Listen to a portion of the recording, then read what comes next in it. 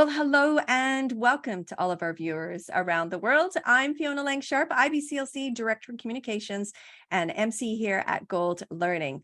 Welcome to all of you joining us. I am so excited for so many reasons. I can't say enough about the person that's sitting in front of me right now. Brandi Gates-Burgess is here and going to be part of our Gold World Breastfeeding Week presentation, and she's going to be talking about lactation and employment, how to make breastfeeding work, right? So that's what it's all about this year. If you've been looking at the theme, it's all over our social media sites, and we're excited to be talking about this topic. But first of all, welcome back, Brandi. It's so good to have you here in Gold again. Thank you. I'm happy to be back and really excited for this year's theme of making breastfeeding work, That's going back right. to work I and feel like it's keeping been that a milk flowing. Yeah, exactly. I feel like it's been a hot minute since you've been here, but it has been a few years. And so It there's been some has. things happening in your life since then. Mhm. I know you've been very busy, but I'm going to let you tell our friends out there what's been happening, where you're working, family dynamics, all the rest of it. And so, yeah, catch us up to date on what's been happening. Yeah, so a lot has changed in my life since the last time I was presenting here at Gold. First, I had a baby. So in 2020, I had a pandemic baby. He is 3 years old now.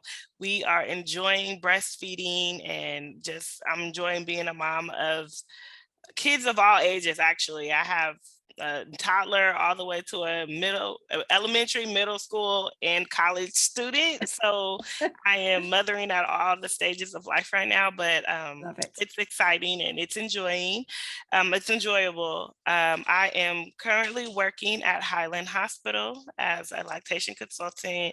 I work late nights, so we're one of the only hospitals in our area to do night lactation support.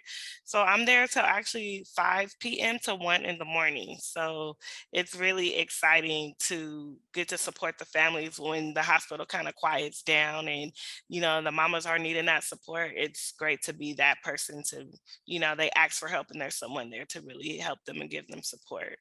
And then I've also started a nonprofit organization called Breast Friends Lactation Support Services, where we are doing community support throughout the Bay Area with support groups, mama meetups, breastfeeding education, and one-on-one lactation support. So check us out. Amazing. So many things. Oh my gosh. Well, congratulations on parenting all the ages. That's a lot. You go from one dynamic to another, but I'm sure, the variability probably keeps you on an even keel so that you can keep distracted with all the ages. But congratulations. I know that that is a busy household for you, but so full of love and joy. That's amazing. Yes. And let's talk about your job. I did not know this, that you work at night. And I feel like, Mm. yes, this has got to be one of the unique situations to have lactation care during the evening at the hospital, because I'm sure that if we did a poll, that this would be one of the struggles that some of our parents would have, Mhm. as the night hours start to roll in and babies get a little bit fussy, we get a little bit more, or if parents get a little bit more tired, Mhm. that they're asking for support and it often isn't there. In fact, a lot of the situations are you have to call for the lactation consultant to come to your room and they may or not be available that particular day. We know hospital stays can be really short. So Mhm. tell me, was there a specific reason why this all came to be, or was it just by chance and now there's an opportunity? Talk to me about the timing. I've been doing this for 6 years to be, yeah, it's been 6 years. I used to work per diem because I worked at WIC during the daytime. And so I would go, I actually did it as me not understanding why a lot of our WIC participants were being supplemented in the hospital. So I went in to be like superwoman, breastfeeding superhero, right? And like, I'm saving my clients. But then when I got there, I fell in love with being there at night and that continuum of care of like dealing with my clients, supporting them pregnancy, birth, and then back in the WIC office and postpartum. And I am a night person. I'm a night person. Like, I can't do anything in the morning before 10. Don't call me. I'm no good. So it worked out perfectly that they had this PM position open, and it worked great with my schedule. And then when I left WIC and I decided I want to focus more on my nonprofit, it works great because I'm able to be at home with my kids and work on my business during the day and then support the families that I love at nighttime. And so I think I just want to give a shout out to Michelle Bunker Alberts, because she was the one who pioneered and said, babies are born 24 hours a day. They, need breastfeeding help 24 hours a day. So the least she can do is get some help in the evening time for them. And so it started off only at 10 p.m. My shift was 6 to 10 p.m. and then it expanded to 1 in the morning. So now I'm Wow. at 1 in the morning. That's amazing. Well, there, kudos to having a unique position, in lactation. And I would love to hear from other people listening in, what type of unique experience have you had as a professional? Have you had opportunity? What is needed in the community? But you're right. We do need lactation professionals, especially on the ward, would be so good 24/7, because I know that they would be busy. So it would be great. And so this also leads into, a personal standpoint that you have is that you love your work and you wanted to go back to work. So because that we're talking about how to accommodate breastfeeding at work. We're going to be talking about that in the presentation. But this was something that was also a desire of yours as a woman, as a professional, as a parent, a wife. You wanted to go back into the workforce. Yeah, I did.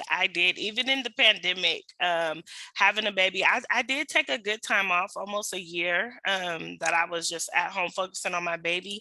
But as, the lactation consultant in me and all, I would hear the stories of how moms were discharged at 24 hours and no one came to see them. And, now their nipples are sore. They don't know. And they're like reaching out for help. And I just was like, I have to go back. This is what I do. I'm here to support them. And so, I've breastfed all of my children. I've went to college, finished my degree while breastfeeding, worked, part-time, worked full-time, worked 2 jobs sometimes. And so I know that, especially in today's economy and society, a lot of mothers they can't afford to literally stay home. They don't have the option of like, Right. okay, I can stay home. And so we as breastfeeding support people should be knowledgeable about how to establish the milk production, get breastfeeding going, and be able to help them maintain their milk supply while they're away from their babies while at work or school, or even if they just need to take a vacation. It's important to learn how to manage this milk supply for them and to help them know that it is possible, it's doable, and it doesn't have to be stressful. Yeah, I love all the things you're talking about. We've talked extensively about this topic and how important it is. Let me just remind people what you're going to be sharing on. So this is celebrating our World Breastfeeding Week over on goldlactation.com.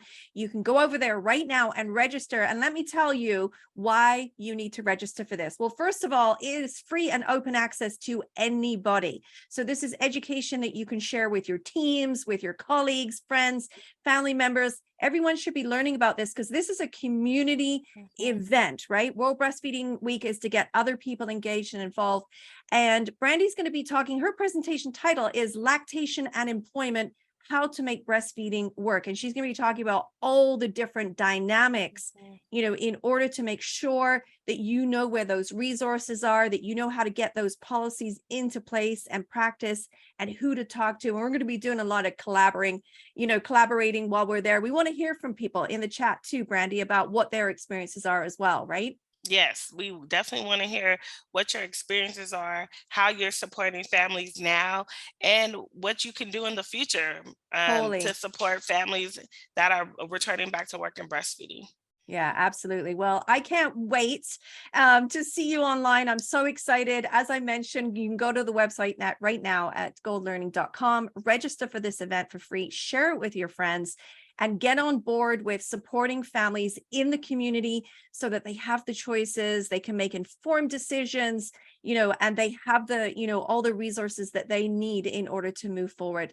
So thank you again to you, Brandi, for being with me here today. It's been fabulous catching up with you. Yes, thank you for having me, and I look forward to seeing everyone at my talk in a few weeks. Yeah, thank you so much, everyone. And I hope you all have a wonderful rest of your day. Bye-bye for now, everyone. Bye.